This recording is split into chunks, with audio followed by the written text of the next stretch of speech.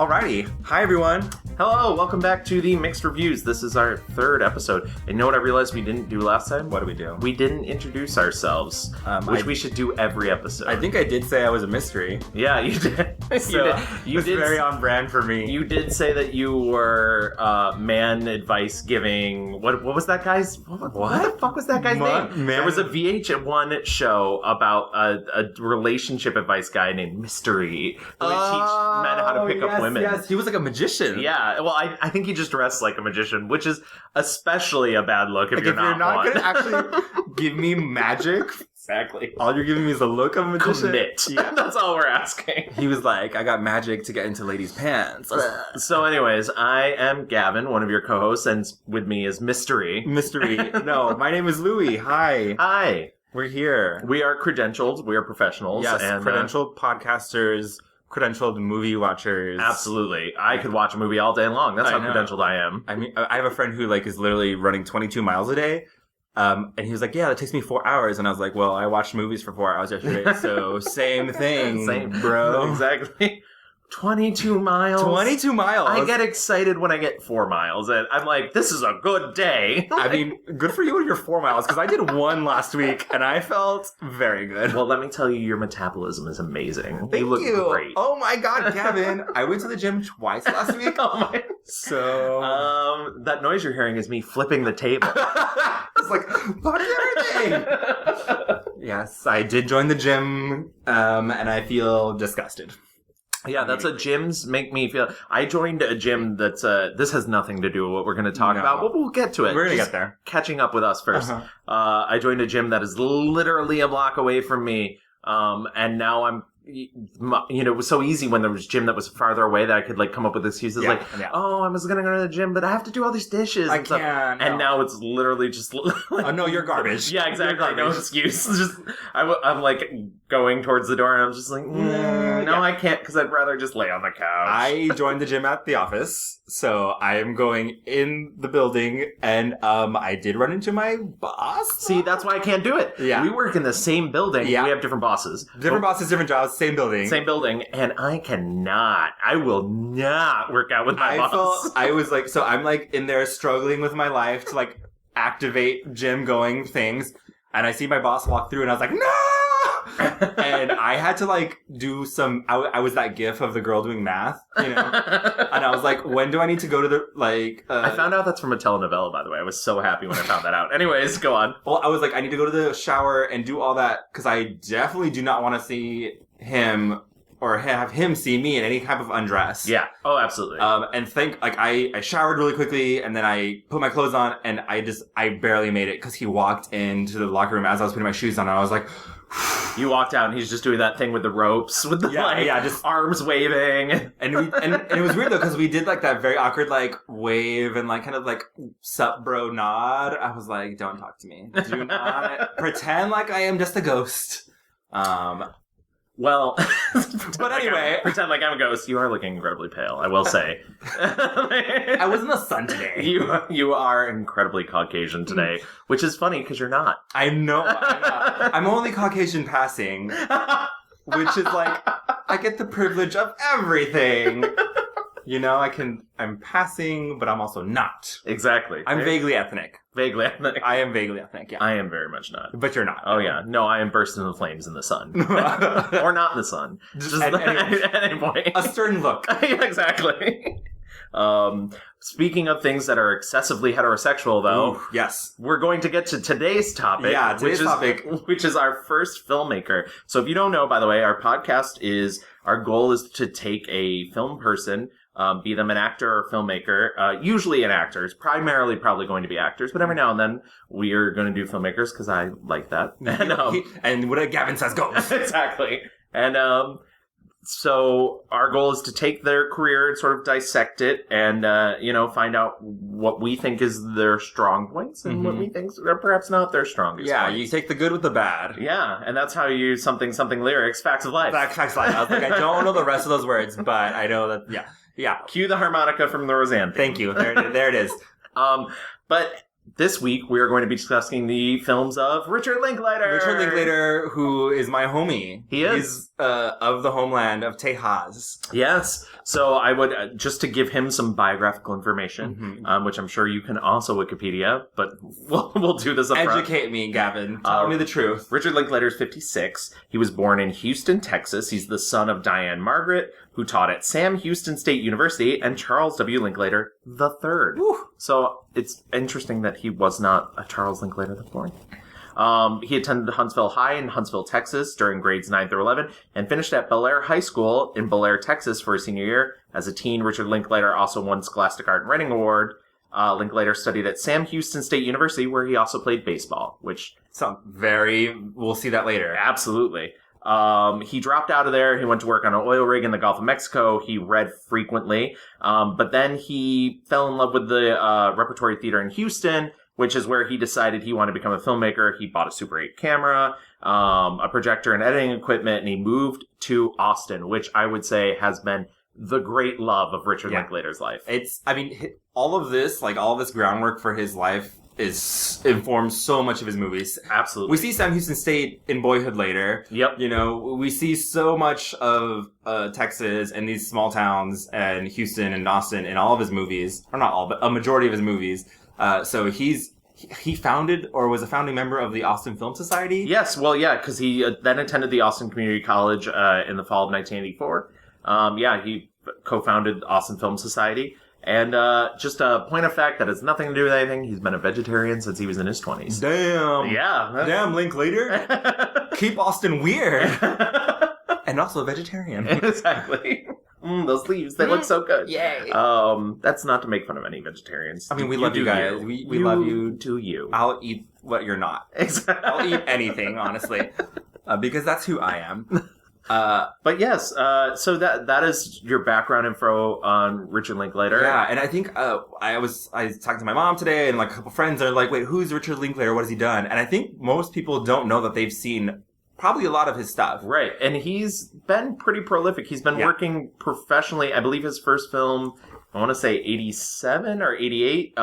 He's been doing, so probably his most mainstream thing is School of Rock. Yes. So if even if you have a passing knowledge of like film, like you've heard of School of Rock, it was a Broadway show for now. I think. Yeah, and there's actually going to be a TV show. I'm not sure if the TV show's on already or not. There already was a TV show. Oh, really? It was like a competition series or something. Where no, this is a sitcom, I believe. Oh, yeah. Because there was a School of Rock thing where like they had like real kids going to school to like become rock stars or whatever. And like on VH1 a while ago. And where are those kids now? Are they rock stars? Are they all Pete Wentzes? Are they all out there? I mean, no, there's only one Pete Wentz. Gavin, don't be crazy. That was weirdly the first one that came to mind. I know. Like, really? Out of anybody? You thought, like Richie Sambora? Yeah, exactly. Like, no, Pete Wentz. Slash. Are they slashes? Are they all slashes now? Slash.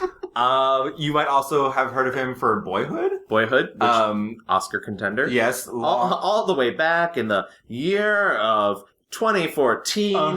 Yes, just like ancient times. I think though he Dazed and Confused. Yes, was what put him on the map. Yes, well, so as I mentioned before, his first film was called "It's Impossible to Learn to Plow by Reading Books." It was made in 1988. Did you mention that before? Well, I mentioned that he started in the 80s. Sorry, that's what I meant. I was like, you don't said that. No, I mentioned the year. Sorry, I apologize. So that was 1988. It's Impossible to Learn to Plow by Reading Books, which was an underseen film for a really long time.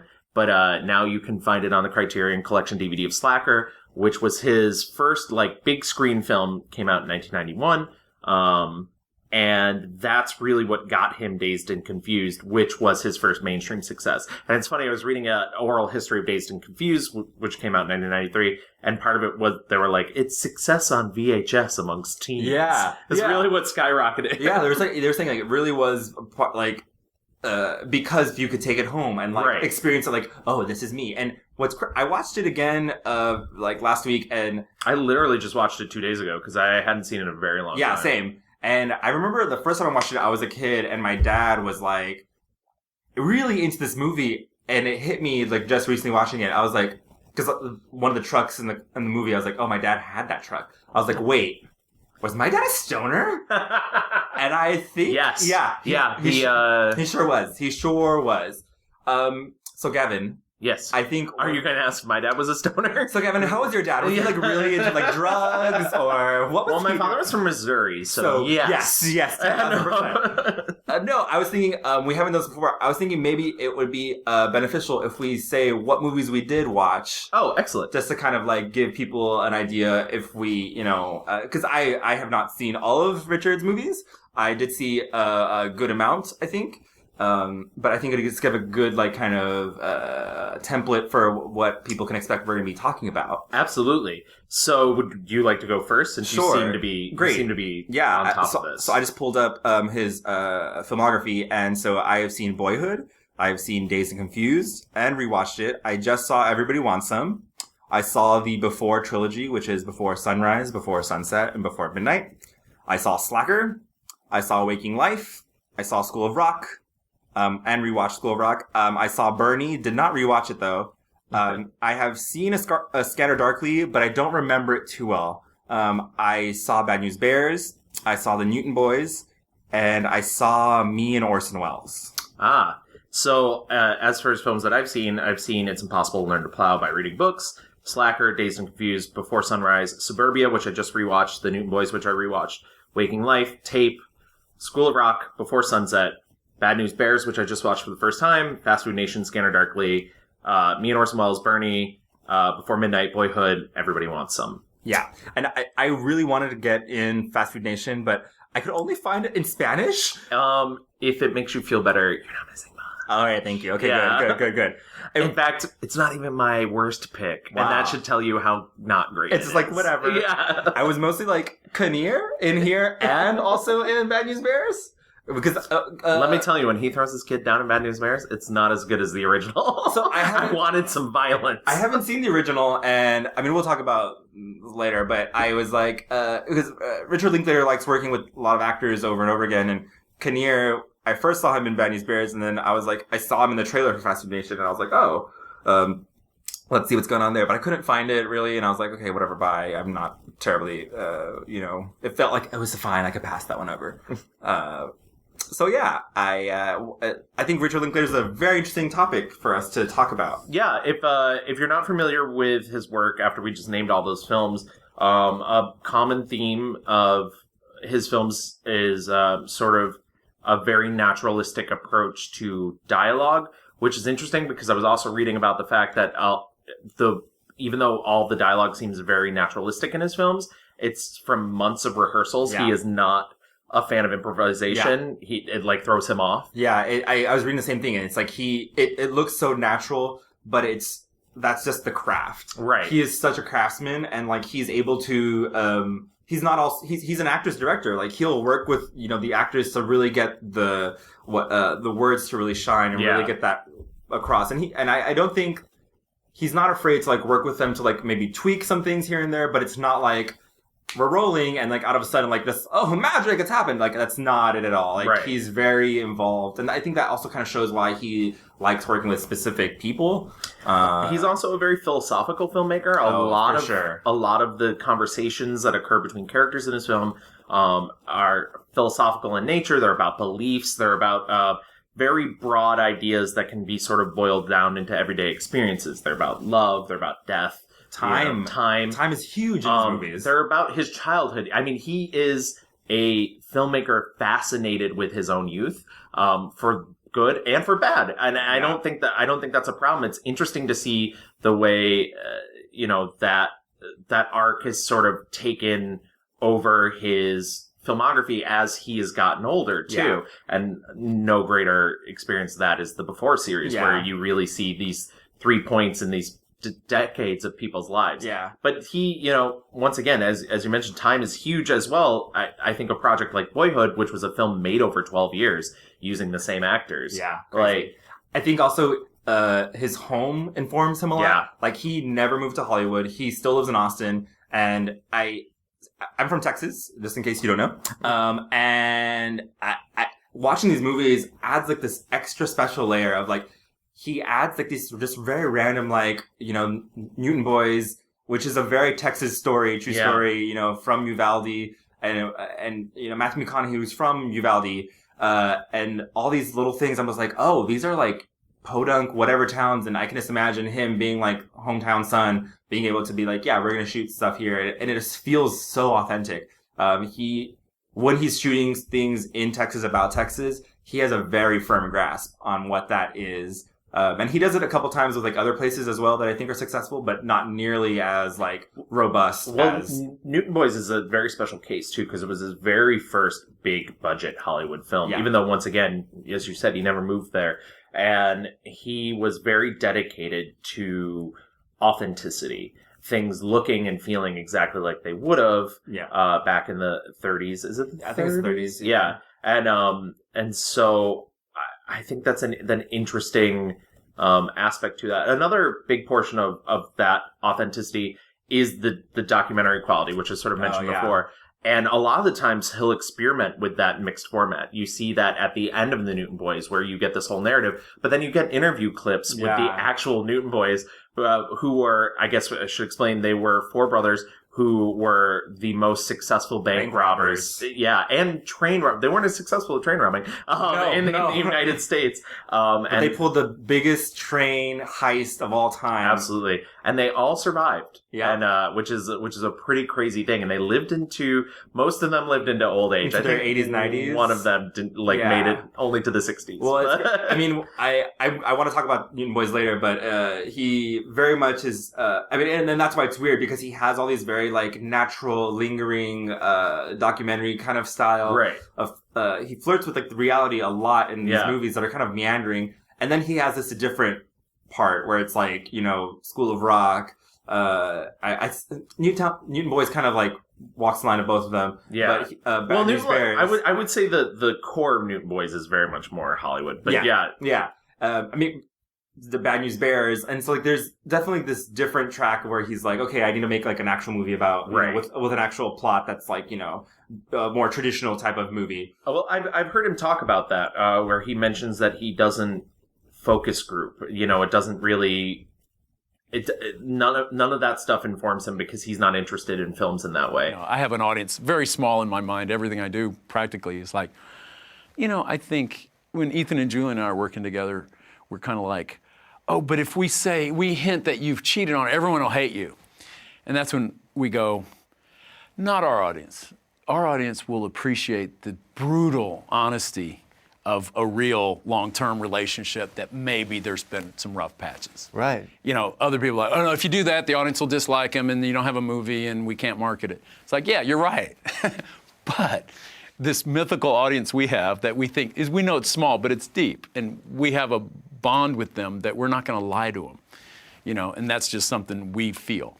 Studio execs get paid a lot of money to make these pronouncements, but it's just not. It's not true. I never believed it when they say, oh, if this happens, you lose the audience. It's like, well, where do you gain the audience, if you make a schematic that everything has been tested in the boardroom and, if his dog died and then we'll like him, what are the stakes? Everything's about stakes in the screenplay. The stakes are, if he doesn't get that, then he'll not achieve this. And, here come all the plot points. I'm like, what are the stakes? It's like you're alive, You're just trying to make it to the world, and here's what you're trying. Like, the stakes can be low and yet kind of resonate, hopefully. But overall, I've been allergic to these. If you do this, the audience thinks that. It's like, the manipulation of it. Yeah, I want an audience that knows they're being manipulated and goes, that's stupid. And I think you can go back to his earlier films, like, You Can't Learn How to Plow by Reading Books. Like I said, I just watched that, and it's almost wordless. And it's funny because Slacker is all words. Yeah. It's wall-to-wall words. Yeah. And I love Slacker. I thought I had seen it years ago. I had not. And I loved it. And it's funny because of I think when he's on and when he really taps into the core of like people's ideas and beliefs and the way they talk, he strikes this nerve that is really hard for other filmmakers to get. Yeah. And I found that out because when I watched Slacker, I was instantly like, I know these people. Like, I've had these conversations. We're having conversations right now that could easily fit into that sort of thing. And then, like, I read some reviews from when it came out, and all the reviewers were like, this is like the films of the 60s. This is exactly like it was in the 60s. And it's funny that they saw something 40 years or 30 years before the movie came out in the film that I'm seeing 30 years later. And also, clearly, Richard Linklater was also experiencing those things at the time. So it's the 60-year period where this film could sort of fit in. Oh, that was really represented my 20s. You know, I had, like post-college, post-work, I was hanging out, and suddenly I found myself in a town with just an incredible group of people and energy, and it wasn't about money or getting ahead. It was just about living the life you were supposed. That's what I saw. I'm sure Art it is was life, there, though, kind of. Yeah, and people who were kind of, what's the German word? Lebenskünstler. It's an artist of life. It's like their art is the way they go through the world. They don't necessarily. They're not necessarily creating a product you can buy or sell, but their life is art. And I met so many people I would put in that category. It's weird because Aaron Sorkin wishes his walk and talks. Honestly, it feels, I don't know Richard Linklater, but it feels like, the walk and talk is a very real thing in a lot of his movies that are more kind of meandering. Slacker is very that. Okay, well, it's like I've had a total recalibration of my mind, it's like I've been banging my head against this 19th century type, thought mode construct, human construct. Well, the wall doesn't exist. It's not there, they tell you to look for the light at the end of the tunnel. Well, there is no tunnel. There's no structure. The underlying order is chaos, man. Everything's in one big ball of fluctuating matter, constant state of change, it's like across that great quantum divide is this new consciousness. And, I don't know what that's going to be like, but I know that we're all part of it. It's new physics. You can't look at something without changing it, anything. Man, that's like almost beyond my imagination. Yeah, I'll see if they're learning. Jeez, it's like that butterfly flapping its wings in Galveston, and somewhere down the road a pace it's going to, create a monsoon in China, Sorry I'm late. No. That's all right. Time doesn't exist. The Before series is very that. Waking Life, kind of. Waking Life has that element. Yeah. And I was like, this is Aaron Sorkin, but dialed down. It is not crazy, on Adderall, level. This is that, two tokes in, just really chilling out. The difference between something with Aaron Sorkin and Richard Linklater is, in a Richard Linklater film, you're not going to be afraid that every person's going to think they're the smartest person in the room. Yeah, for sure. And I don't mean that as a negative to Aaron Sorkin, because there's a lot of Aaron Sorkin things I really like. Yeah. But everybody's clearly me, a genius. Yeah. You, a dummy. Yeah, no, here it's incredible because you have all these just random people. It's a gas station dude, someone driving a car, someone fixing whatever. It's a Kennedy conspiracy theorist in a bookshop. Yeah, that's totally random stuff going in and out everywhere, and all I can think is man, Richard Linklater must have so much shit going on in his head, and he's I just want to talk about this. Well, I love the fact that he plays the very first character you meet in the film too. He's the I should have stayed at the bus station guy in Slacker. Yeah. Oh, he's I didn't even know that. The very first guy you see, and it's funny. If you watch the movie, It's Impossible to Learn How to Plow by reading a book. I want you. That's such a complicated name. It's impossible to learn how to plow by reading a book. He's the main character in that, and that, like I said, it's almost wordless, and the conversations don't feel important because they feel like they occur underneath what you're supposed to be watching. So it's interesting that his next film would be the direct opposite of that and still share similar themes. Literally, so I watched that, and I really was it's hard to be super engaged with because there's very minimal action, but you can just listen to that movie. Yeah. And you can just get all of it.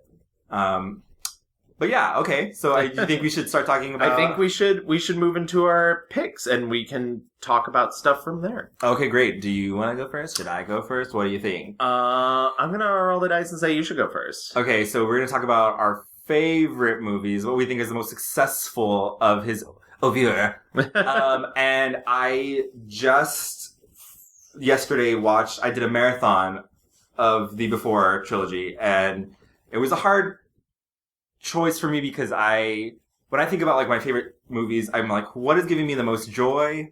I don't know about technical things and all that crap. I'm just like trying to find what is the most joy I get from these movies, and it came to I have to pick the Before trilogy. All three? All three of them, See, Gavin. I don't think that's fair. You picked all three Spider-Men for like the worst. But then I was specific about Spider-Man 2. So what I will say is, you know, when you look at Boyhood, which is this long-ass movie that took place over 12 years, and the Before trilogy, which is over a longer time, but there's 3 movies, it's kind of like, it feels in the same lane. Oh, absolutely. But, you know, he decided to like cut them up.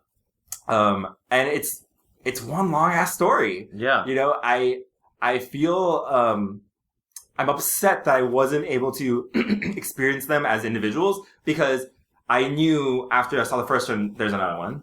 And I knew after seeing the second one, there's another one.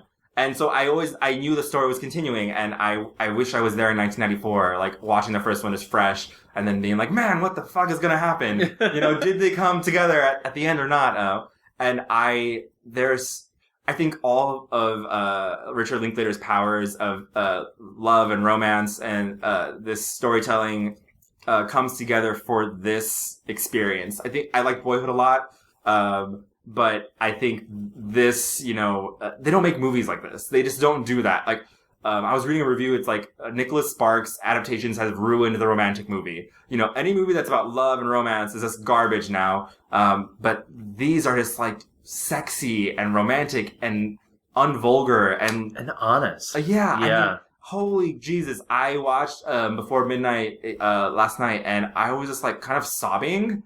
Yeah. And it felt like I knew these people, and I was like... I saw Before Midnight in a screening room full of critics, and I was weeping. Those are people you do not want to weep around. Uh-huh. I did not give a shit. Yeah, I did not. You're like, this is who I am. This is how I feel. This is my truth. And I cannot believe, just like, you know, I was just so taken by, you know, it's kind of like watching them now, you're transported back to like the early 90s. Yeah. And it's such a small, like, intimate, beautiful little nugget of a movie of like falling in love, and it reminded me a lot of Weekend. Yeah, and that's a good comparison. And I didn't have any expectations. I didn't know much about. I just knew we're telling a story about 2 people who have met and their relationship over 20 years, 18 years. Yeah. There's not. If you don't know the Before trilogy, it's 9 years is passed in between each movie, and it makes them 9 years apart. And in the first movie, Jesse, played by Ethan Hawke, and Celine, played by Julie Delpy. Yes.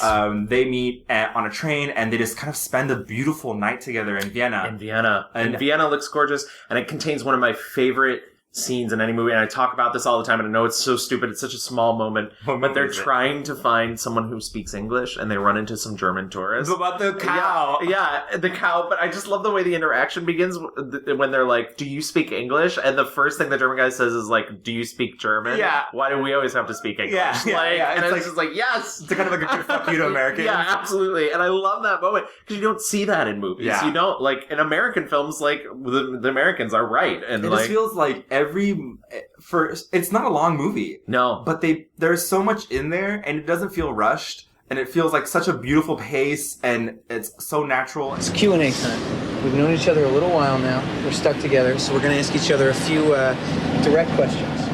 All right? So we ask each other questions. Yeah, and you have to answer 100% honestly. Of course. Okay. All right, first question. Describe for me, yes, I'm going to ask you. Describe for me your first sexual feelings towards a person. My first sexual feelings, oh my god.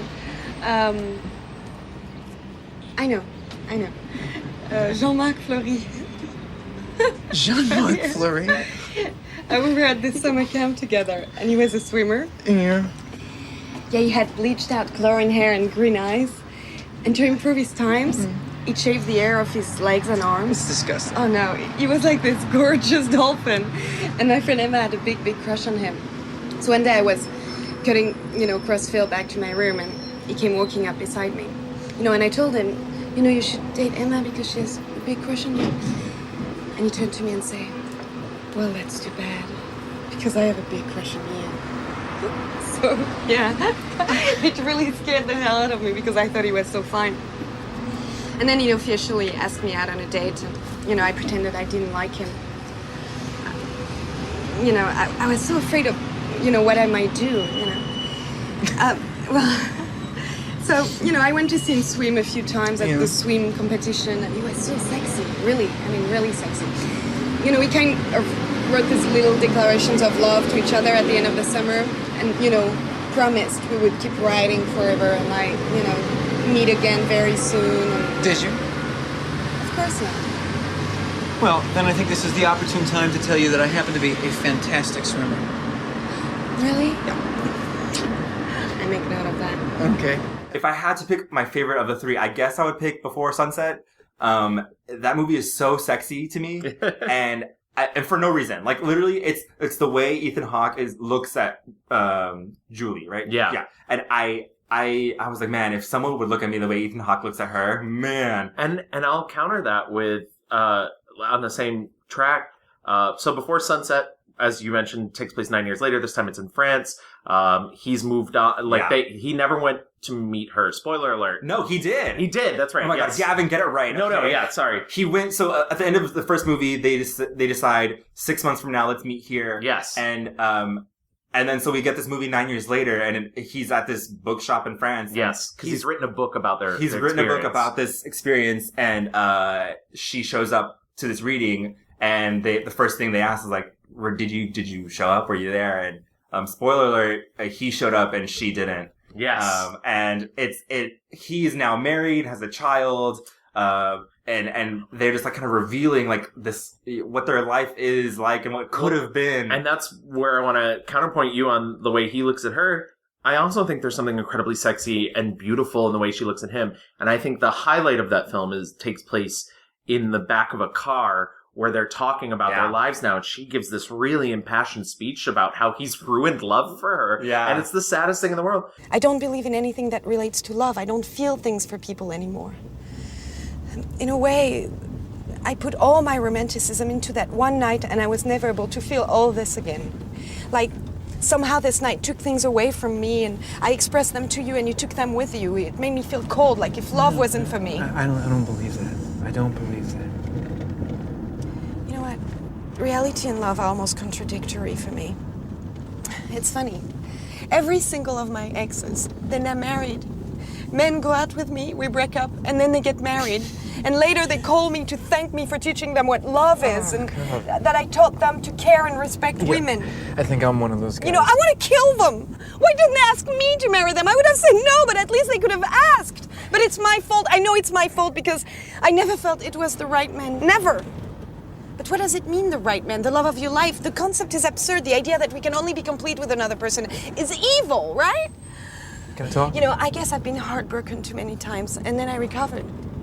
So now, you know, from the start, I make no effort because I know it's not going to work out. I know it's not going to work out. You can't do that. You can't live your life trying to avoid pain at the expense of you know what? engagement. Those are words. I've got to get away from you. Stop the car. I want to get out. No, don't get It's out. being Keep around talking. you, okay? Hey, No, hey. don't touch me. You know, I want to get on a cab. Monsieur, arrêtez-vous. Monsieur. Non, c'est bon, au feu là. No, Juste au don't, feu, au coin. Non, il y keep a un going. métro même. Keep- Je peux prendre le métro. Hey, no, listen, I'm just so happy. Thank you. Just keep going. And then he starts talking about his life and how he feels like it's not.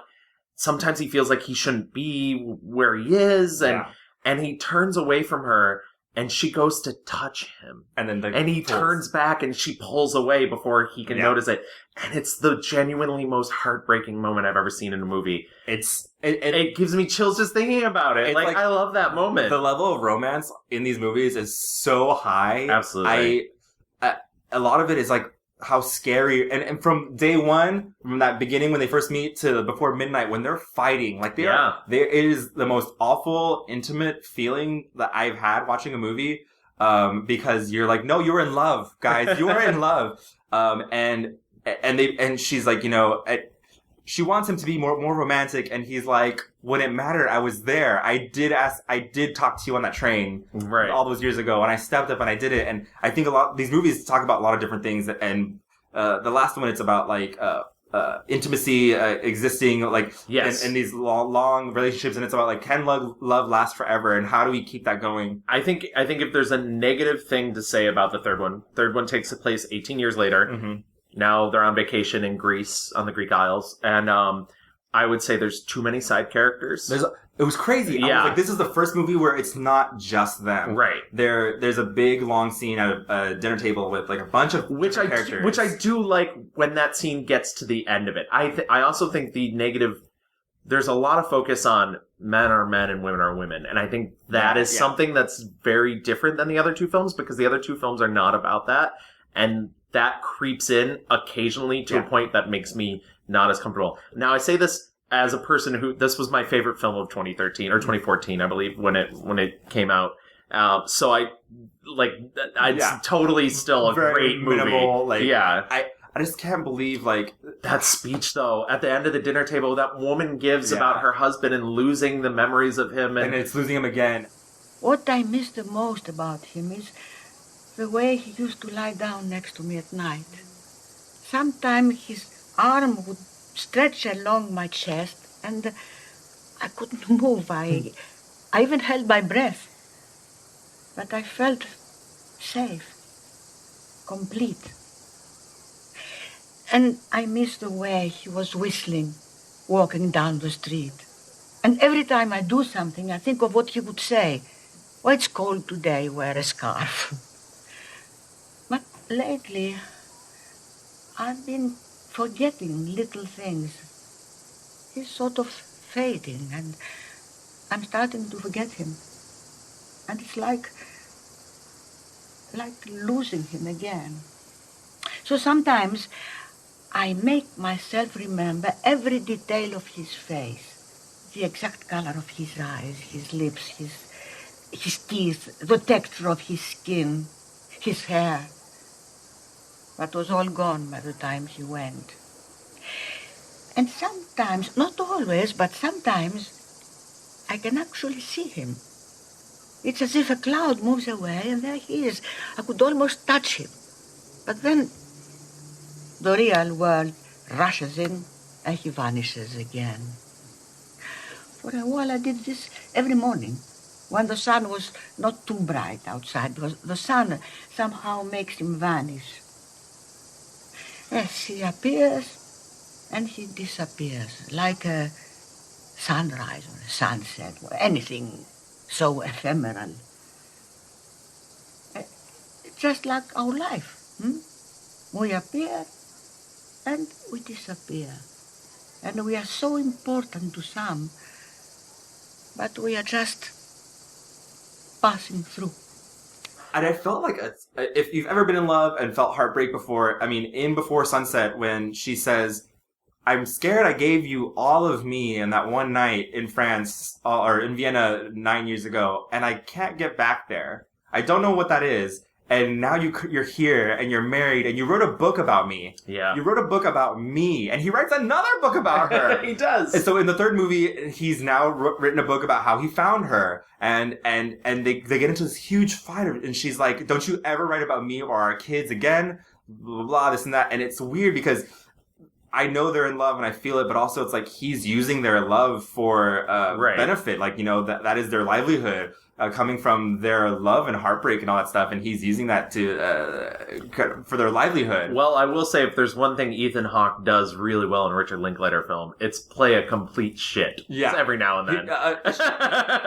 Like a well-meaning father figure, you mean? Like, very, like... Oh, absolutely. Or even in Tape, where he plays a person who's so self-obsessed with himself, he destroys everyone around him. I hate when that happens. Yeah. God. I noticed Tape was not on your list of things you had seen. It's so good. Okay. It's so good. I recommend it. But if we were to move over to my favorite film, this is the first time this has happened, and normally I will come with a backup plan, but I had no backup plan. The Before series is also mine, and Before Sunset is the crowning achievement of Richard Linklater's career. The second one. The second one.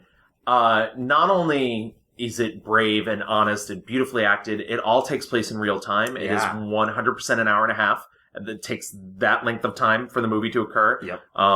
It just, the amount of planning, the amount of work he had to do with Ethan Hawke and Julie Delpy to like really dig into their characters. And we mentioned that he's an actor's director, and I don't think there's a better performance either of them has given in their entire career. And she's gone on to make films. Yeah. And Ethan Hawke's gone on to do, Ethan Hawke does everything. Did he not get an Oscar for something? Training Day? Maybe? Training Day, yeah. And I think he's better in the Before series than that movie. I'm not a huge fan of that movie, but anyways. Oh, I've never seen Linklater. It's fine. Someday we'll do Ethan Hawke. Oh my God. But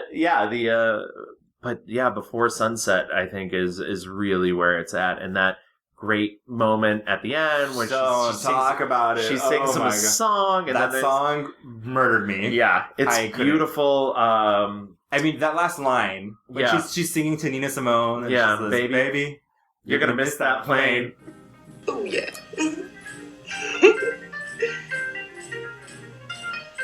Baby, you are gonna miss that plane. I know.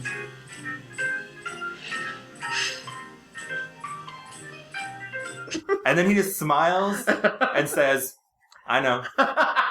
And that's it. And I would have been fine if that was the end of the series. Yeah. I'm not mad that I like the third one a lot. And I think I read an interview, like, a fourth one is not out of the question. Right. Well, that's the interesting thing.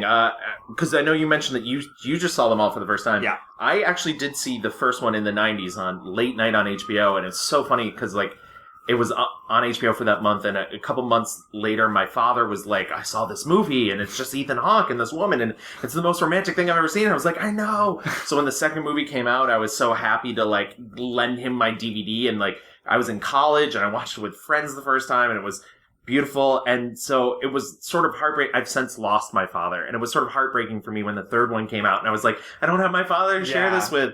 But that's what, like, I don't know. So I'm excited for if there's a fourth one, but I kind of don't need it. It's weird because and I read an interview, he said everyone is harder to make than the previous one because, you know, you're always worried, are you going to fuck up what we've already laid groundwork for? I mean, the first one, Before Sunrise came out, and it's beautiful. I can only imagine, like, how do you come back from that? Like, and it's ballsy. It was the first film he did post Dazed and Confused. Yeah. It is not, like, that was his rocket ship to fame, and he could have done anything at that point, really, and he chose to do this small film in Europe with 2 actors. 2 people talking and not much happening, and love is in the air. That's enough. That's enough. That's how my mind works, you know, and as a filmmaker, it's sort of my own curse, you know, like, even I was in my 20s, and I met this woman in Philadelphia, and we walked the streets all night. You know, it took hours and hours to even kiss, you know, it was like, just our minds were firing, and we were talking, and there was this real connection. It's great. Who knows? Is that hormonal? Is it whatever it is? What happened to that woman? But even as I was doing that, I was like, I want to make a film about this. And she's like, what are you talking about? I said, just this feeling, you know? So I'm trying to make a film. 5 years later, I'm trying to make that film about just a feeling. Was that the line where you kissed her, though? It wasn't a narrative. When you said, I want to make a film about, come on. But we have to kiss somewhere in here. No, I don't think so. I'm more of like a Woody Allen, Annie Hall. Let's get the first kiss over with right now so we can, Since we're talking about directors, he made these movies for like $2 million. Yeah. And each of them was very successful as far as making money. Yeah. Each of them were nominated for an Oscar for adapted screenplay. Yeah. I can't imagine, you know, like the amount of work it took for him to do all of this work to get it together, shooting these movies in like a week and a half. Well, I was going to say, Before Midnight was a complete surprise. When it came out and started playing film festivals, people were like, what the fuck? Where did this come from? Yeah. So, and that, like we said, that one had the largest cast out of all of them. And I will say, I mean, Before Midnight, I think maybe gets like the short end of like everyone's like love, but I was truly affected. I think it's really great. I do know some people who don't like it because of the specific very man and woman thing. I mentioned up front, very blasé, Richard Linklater is incredibly heterosexual. And so, like, I think there's a little bit of that. I was like, wow, like all of his movies are very white and very hetero. Well, I think, and maybe we can talk about this later, but it feels like a good enough time to talk about it. Everybody Wants Some, which was his last film or his most recent film. Yeah. And, he didn't understand when it came out that, there was all these, like, sort of gay readings of the film. Yeah. That there would be all these, like, young college men hanging out. Yeah, exactly. Hanging out in their underwear and he failed to see that the film he was making would have these homoerotic undertones. And I just think it's really, really funny that, like, and that's not a knock on him. He is who he is. Yeah. Like, it's like, he can't see, but like, also it's like, if you're gonna hire a bunch of hunky, and they are hunky, He would talk about going out to dinner with them. I read in interviews he would talk about going out to dinner with them, and they were all from like teenage TV shows. You had, cast of Teen Wolf and the cast of Glee and whatever, and like young women would come up to them and be like, "Oh my god, yeah!" And it was me. It was actually me. Yeah, it was just you. I watched it very recently, and I was like, I really enjoy the movie. It's fine. Great. It's fine. I don't like it as much as Dazed and Confused, and it is a quote unquote spiritual sequel. Yeah. Which clearly he got tired of during the press rounds. Like, enough. He's like, I probably should never have said that because it has nothing to do with Dazed and Confused. Yeah, no. But I like the movie fine. But yeah, I was like, did he not see this guy wearing these thigh shorts, like bulging legs? And I was like, all of them, every single one. The movie is just full of beautiful people. Yeah. Everyone is so attractive. I was like, all right, cool. And then he makes them sing at the end. Yeah. There's like that scene where they're in Barton Springs and Austin just like, ooh, we're swimming with our shirts off. I was like, what is happening? Oh my God. So homoerotic. Yes.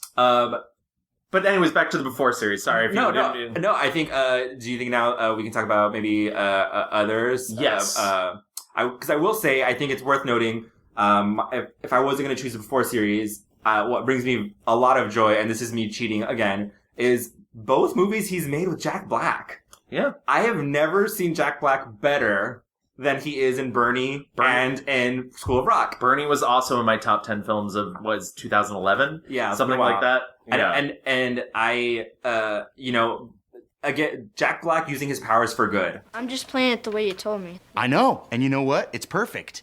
But the thing is, rock is about the passion, man. Where's the joy? You're the lead guitarist, and we are counting on you for some style, brother. So try this out. This is an ancient technique. It's called power stance. That's it, power stance. You own the universe. Now give me an E chord. Just go. But let me hear. Yeah, now raise your goblet of rock. It's a toast to those who rock. Because I don't think of him and I'm like, oh, I love that guy. Like, that's not where I'm at with him in my life. But when I think, School of Rock still holds up, first of all. Yeah, School of Rock is fun. School of Rock is a great combination, too, because also a really tight script by Mike White. Yeah. Who's a genius as well. So I respect Mike White and Linklater for being like, you know what? We don't need a sequel to this. Yeah. And that they've talked about that coming up, bubbling up, like, we should do more of this. And they're like, you know what? We're fine. Like, there's not enough reason to do that. But between that and Bernie, I was just like, whoa, here's someone who can really harness the energy of this manic, obnoxious actor. Yeah. And put it to really great filmmaking. I want to, since we were talking about Bernie, once again, before I move on to my other favorites, Bernie is really fantastic. It's very easy to find. That's another example of him crossing over into documentary as well. There's a lot of real scenes with real people from the real town. What's funny, they're not all real. Yeah. Some of them are actors. Yeah, but it's hard. Fascinating. But it's hard to pick out. Yeah, because the people themselves are characters.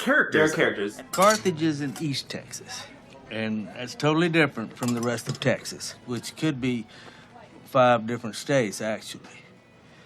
You got your West Texas out there with a bunch of flat ranches. Up north, you got them Dallas snobs with their Mercedes. And then you got the Houston, the carcinogenic coast is what I call it, all the way up to Louisiana. And then down south, San Antonio, that's where the Tex meets the Mex, like the food. And then in Central Texas, you got the People's Republic of Austin, with a bunch of hairy-legged women and liberal fruitcakes. Of course, I left out the Panhandle, and a lot of people do. And it's so beautifully done. And on top of that, it's based on a true story. Yep. And the real Bernie actually got out of prison. And lived with him. And lived with Richard Linklater. Yes. Crashed at his place. Yes. For a while because he was very adamant about Bernie getting out of jail. And also, Richard Linklater, that story is based on an article that was written about Bernie. Yes. Skip Hollingsworth, I think, is the writer. Yeah. And so Skip and Linklater are like BFFs, just like living their Texas lives, writing stories about Texas, doing all things Texas, and, decided, like, it's super fascinating. Beyond, like, Matthew McConaughey's in there. Yeah. Shirley MacLaine. Hello. And really brilliant, too. Yeah. A really brilliant turn. Yeah. But I wanted to give a shout out to his 2 play adaptations, which seem sort of, they're both a perfect fit and also don't seem like something he would do. And that would be Tape and Suburbia. Not to be confused with Penelope Spheres' Suburbia, which came out in the 80s. But I was confused, Gavin. Yeah, I know. You looked it. You looked so... you're like, Penelope Spheres of Wayne's World and Wayne's World 2 fame? I'm like, yes. We'll talk about her later. Okay, great. So Suburbia is this play that was... it's Eric Bogosian. Sorry, it took me a brain thing for a moment. But it was written by Eric Bogosian, who's also an actor. And it's this play about people, like this group of punks sort of stuck in their hometown, and they hang out at like a very 7-Eleven type mart, and there's a Indian man who works there who they're very racist against. Great. And it's just this really like interesting small portrait of like people stuck in their own place. And then it's sort of the anti-SLC punk. I think when I went to high school, SLC Punk became this movie for a lot of like teen punks that were like, yeah, punk, when really like the message was like, no, you gotta grow up sometime. Yeah. Whereas like Suburbia sort of lays that out on the table, like, no, you really have to grow up sometime. Yeah. And like you can do what you want with life, but like there's also like responsibilities. Yeah, there's rules you have to play by at certain points. And Parker Posey's in that, and she was also in Dazed and Confused. And then there's Tape, and Tape is a really interesting experiment because it was literally just Linklater in a hotel room with Ethan Hawke and Uma Thurman and Robert Sean Leonard. And it's just those three people. It's those three characters. Uma Thurman doesn't even show up to the last half of the movie. It's an hour and a half. And it was him with a consumer camcorder, not even like a pro film. So it looks like it's all shot on handheld video. Like Tape? Yeah, like Tape. Oh my exactly. God, mind blown. Well, it's actually about a... Okay, enough, fine. Gavin. Yeah, but that movie is really fantastic, and Ethan Hawke gives some really great performance in it. But I think the unsung hero of that film is actually Uma Thurman. Wow. So, Vincent, what are you up to? Me? Yeah? Not much. I couldn't believe you just called me like that out of the blue this morning. Yeah? No, I actually love it when people do that. Really? Yeah, no, it's just that I don't have the courage to do that kind of thing, and it just...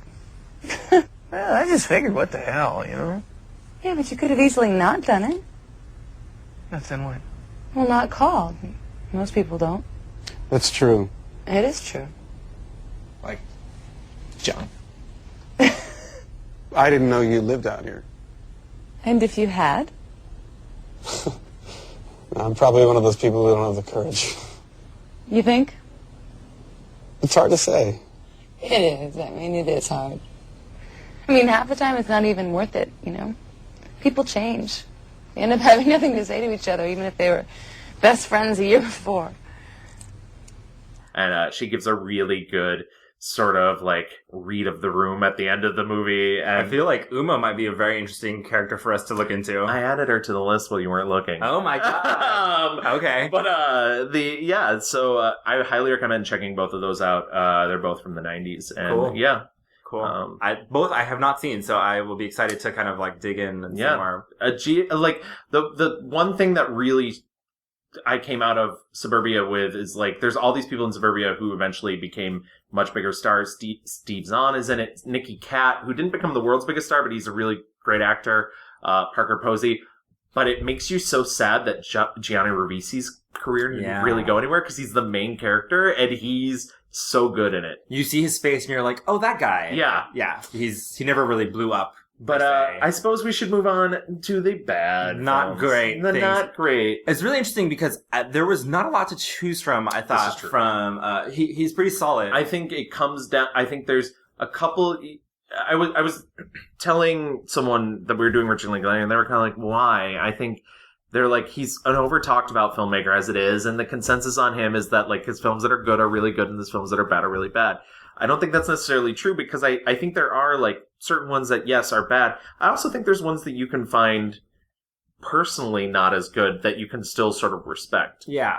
So my choice for my least favorite Linklater movie is actually The Newton Boys.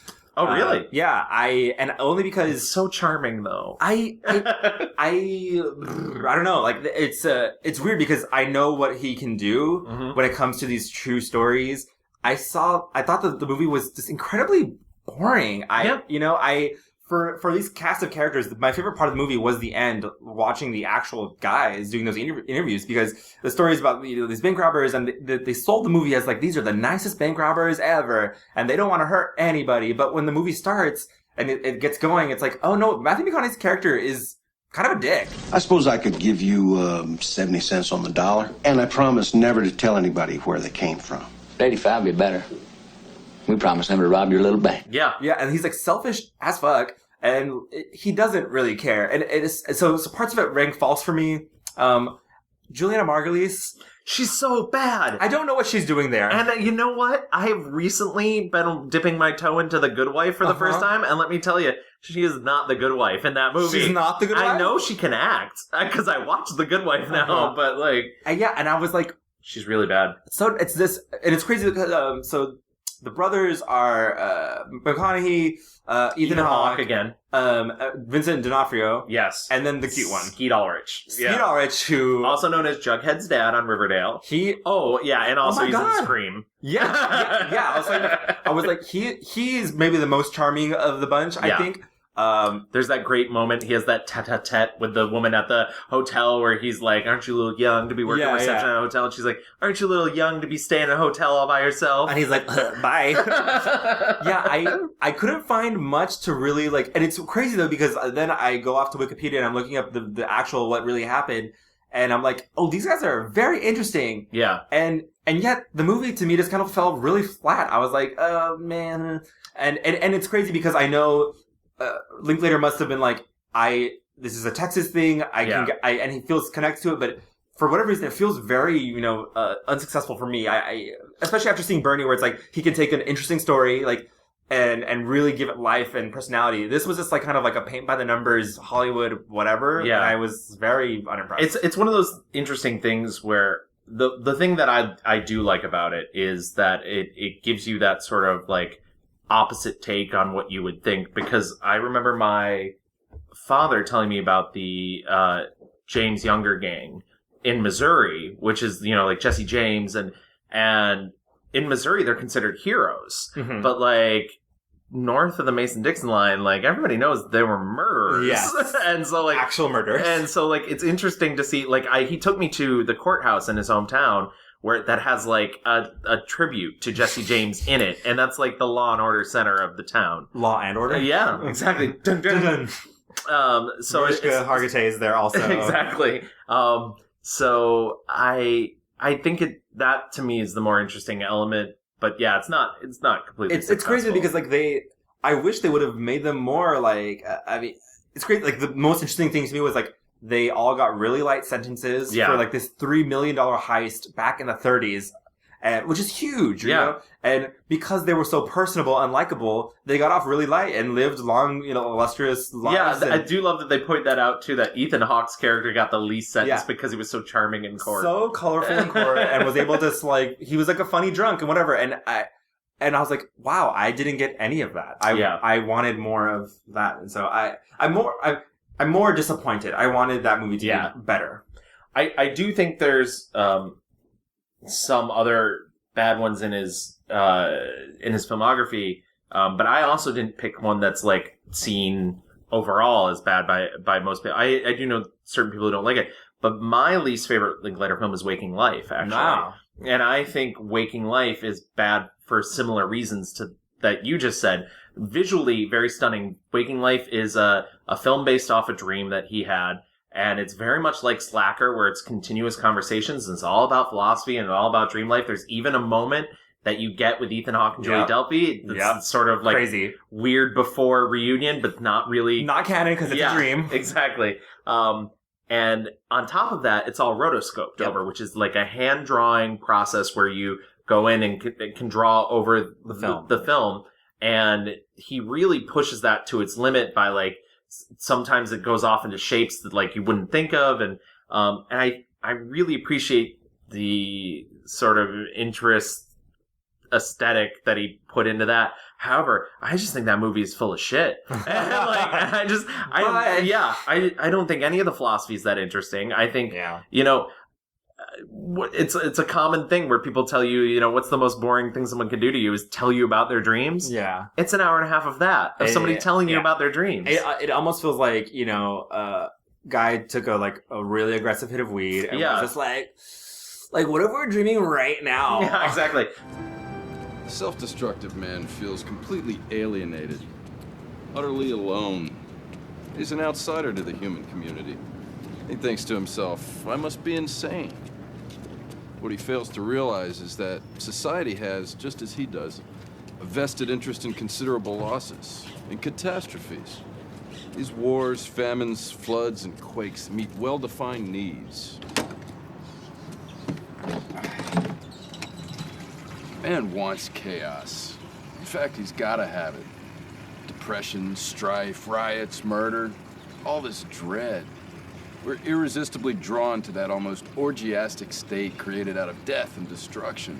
I agree. I just find that movie insufferable. And I think part of it is, I also, you know, I got into film when I was in high school, and I hung out with a lot of people that were into film, and they just thought that movie was the end all be all of cinema. And I was just like, goodness. I was very worried after I finished that. I was like, wait, am I like not appreciating this because it gets like high art or whatever? No, and well, that's how I felt too, because I felt like I had to pretend to like it, and now I'm hanging around with much more sensible people. And now I don't give a fuck. And Exactly. also, this movie's bullshit. Yeah.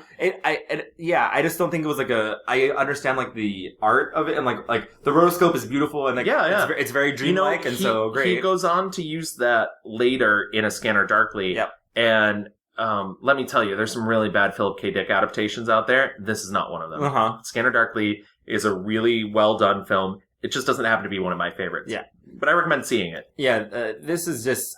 I think that movie, though, succeeds because we have, like, strong characters like Robert Downey Jr., Keanu Reeves, who are just, like, kind of pushing through the rotoscope. This is this kind of all shapes and sounds. Yeah. It kind of picks up later when, like, finally there's kind of something to cling on to where he's, like, he can't wake up from this dream, and that's kind of interesting, but it's definitely one of those movies that's, like, if you want to, like, kick back, you know, eat an edible or whatever and, like, feel weird for a day, great.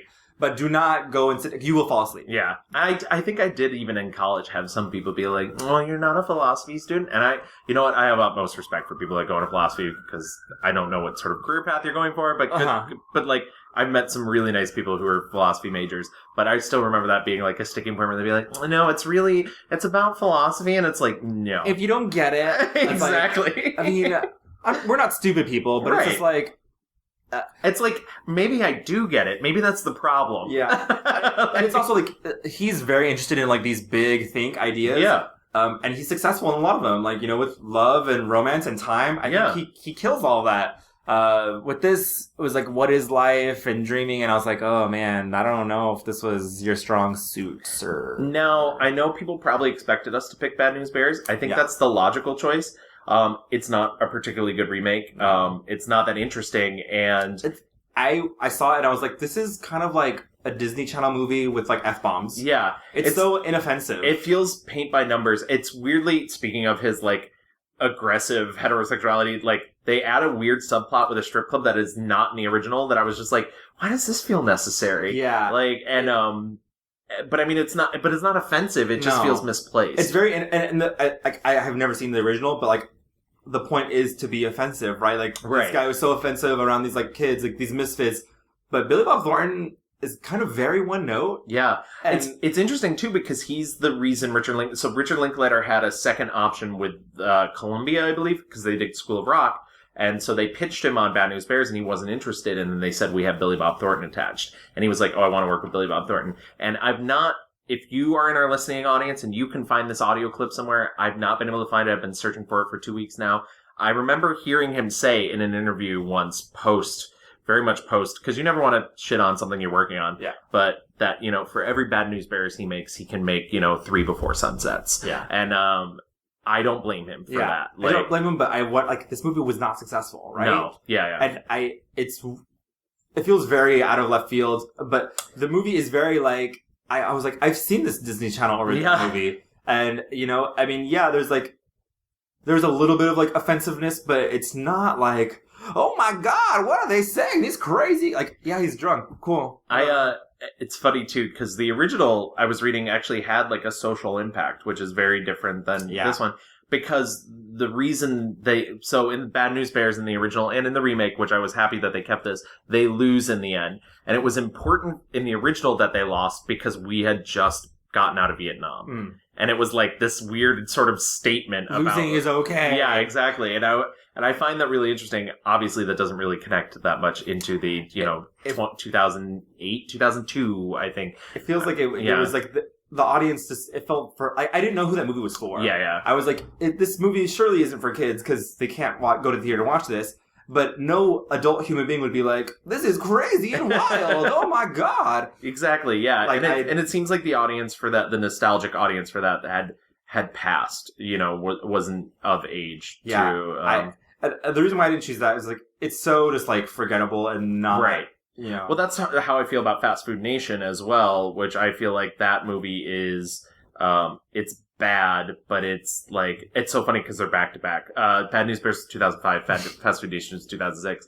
It's just nothing. It's just nothing. There's nothing Which memorable is weird because about isn't Fast Food Nation like based on like this very big the book is like really great and like really interesting, and I think it was too much like we're trying to put we're like having characters speak ideas and not speak about like human things. And there's some decent subplots in there. It's his most Altman-esque film where there's a lot of characters and a lot of things going on, but they're actually moving towards one plot, which is not something he like. Usually, if he has a cast of many, many characters, they're sort of on their own, free thinking, and like, Wilmer Valderrama didn't.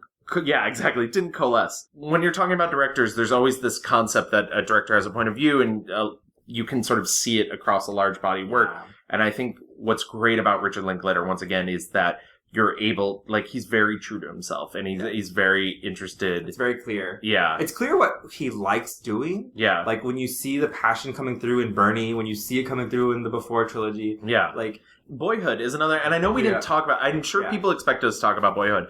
I think, personally, once again, and this is, as I said, sometimes motorcycles. Yeah. Sometimes critics will, think one way and other people will. I think Boyhood is a technical success. I didn't connect with Boyhood. I felt like Boyhood was a movie made for, like, my father. And, like, sort of the way that, like, where I found Slacker really universal, I didn't feel Boyhood was universal. I didn't see myself in that kid's childhood. And I also felt like the roles for the parents, were really well acted. And, Patricia Arquette definitely deserves her award for that. I thought she was really underwritten, and I thought, like, things were edged more towards, like, isn't Ethan Hawke great, even though he's a deadbeat dad? Yeah, it's weird. I think Richard Linklater definitely has his biases. Yeah. Obviously, clearly. And so that's why, to be able to transcend writing Celine in the Before trilogy, he had a co-writer at the beginning, right? Kim something? Yes. And then keep going, I'll look her name up. But then obviously, Julie Delpy was essentially writing her role in that thing. And so, you're right. In Boyhood, it feels very much like it's the vision is very like singular. Yeah. And I like Boyhood a lot. I don't recommend like watching it just for fun because like it is a time suck. Like, Kim Krzan. Yeah. And you can see he has a blind spot for women. Yes. Yeah. And all things not hetero. But I will say, like, not to knock, like I connect very deeply with, like, he has a very big, broad, like, romantic notion of life. And I think it's so admirable the way he's just, like, pushing the limits of, like, filmmaking. Yeah. And, he's one of those directors out there that's really trying, he's not like a Brett Ratner who's just making a, stupid action movie every time. He's not content with just, like, sitting back and being like, oh, well, there's a movie, whatever, bye. Right. He really is interested in exploring his medium. Yeah. I watching his movies bring me a lot of happiness, I think. And again, as a point of view of being a Texan and like recognizing like the places that he's showing me from my home state, and then also just like, man, really understanding like the scariness of love and like taking risks and taking chances, and like it's like just a Hillary Duff song, just like, you know, Break Away. Oh, is that's Clay Clarkson? I'm sorry. I'm getting my divas mixed up. Yeah, podcast brain. I know. God. So I guess that wraps up our talk about Richard Linklater. I'm exhausted, Gavin. If you want to see any of his films, many of them are out there. Surprisingly, none of them are on Filmstruck, which is the Criterion/Turner Classic Movies film streaming platform. Really? I know, even though a lot of his films are released through Criterion. Dazed and Confused, Slacker, the Before trilogy. 2 of the Before trilogy are on Amazon Prime if you have that. Excellent. But I highly recommend investigating him more if you're interested. He's still making films, and usually we like to mention what is coming up next. He's doing Where'd You Go, Bernadette? Yeah, so that's what he's currently in pre-production on. But he actually has a film that he's in post-production on that is coming out. Called Last Flag Flying, and it is another spiritual sequel. To what? To The Last Detail. It's a Jack Nicholson film. Huh. So in the Jack Nicholson role in this is Bryan Cranston, and it also stars Steve Carell and Lawrence Fishburne. And thirsty for some Oscars. Huh? Yeah, exactly. And I should be really interested in finding out how well this works. But yeah, that'll be out in 2017. But yeah, and then as you mentioned, Where'd You Go, Bernadette, which he's directing Cate Blanchett in. Oh, yeah. Sign me up. I'm done. I'm there. I'm Kristen ready. Wiig is also in talks. Woo! Yeah. I'm ready. So it should be interesting. Once again, it doesn't look like there's, it's men writing it. So yeah, hopefully, you know, maybe we'll get that recapture that, great female feeling that he normally does. He also has a TV series he did for Hulu called Up to Speed. You can check that out on Hulu. Is that out now? I believe it. I think it's already out. Yeah, it came out in 2012, so it's been out for a while. But I did want to touch on something else as we wrap up Richard Linklater. I've been trying to run polls on our Twitter feed. I don't know if you've noticed, but I. Well, thank you. Wow. But so I just to revisit last week's episode, or 2 weeks ago, we did Will Smith, and I ran a poll on people's favorite Will Smith performance. Now, Twitter only allows you 4 options. Okay. So I went with a wide breadth. I went with Men in Black, Bad Boys, Ali, and 6 Degrees of Separation. Well, I'm excited now. Oh, my God. Men in Black won with 69%. There were 13 votes. Okay. I kind of knew it would win. Yeah. But I do want to say 6 Degrees of Separation got 15% of the votes. So thank you. Bad Boys and Ali both got 8% of the votes. Well, you know, a good showing across the board. Exactly. But I mean, I think what we learned though is Men in Black is a great movie. Yes, absolutely. But I just, so, you know, if you guys want to interact with us that way. Oh, go on. Also, of note, 6 Degrees of Separation is on Broadway right now. It really is. With Allison Janney. Yes. As a Stockard Channing role. And I want to see it. We should go see it. We're going to go on a field trip. Yeah, exactly. Sure. We'll do a mini episode review of it. True. If you guys want to interact with us that way, you can find us on Twitter at The Mix Reviews. You can email us at reviewsmixed@gmail.com, and I gotta get better at checking that because I don't know if anybody's emailed us for this episode. Yeah. And then we're also on Facebook, just at The Mix Reviews. Yes, exactly. Well, I believe it's facebook.com/reviewsmixed to find, but you can just also search in your Facebook. Yeah, no one's okay. Well, go to your browser and type in facebook.com/ But yeah, so those are how you can reach us. That's our social media presence. Yeah. And we're going to discuss who we want to do next week. But if you have any suggestions for us, please let us know. Yeah, absolutely. We are always in the market for it. The reason we're doing this bi-weekly is it gives us enough time to watch everything because Louie and I have lives. But I mean, barely, but yeah. But yeah, this is really fun, and hopefully you guys are enjoying it. So cool. Then we'll see you guys in 2 weeks. 2 weeks. Let me sing you a waltz out of nowhere, out of my thoughts. Let me sing you a waltz about this one night stand. You were for me that night everything I always dreamt of in life. But now you're gone, you are far gone, all the way to your island of rain. It was was for you just a one-night thing. But you were much more to me, just so you know. I don't care what they say, I know what you meant for me that day.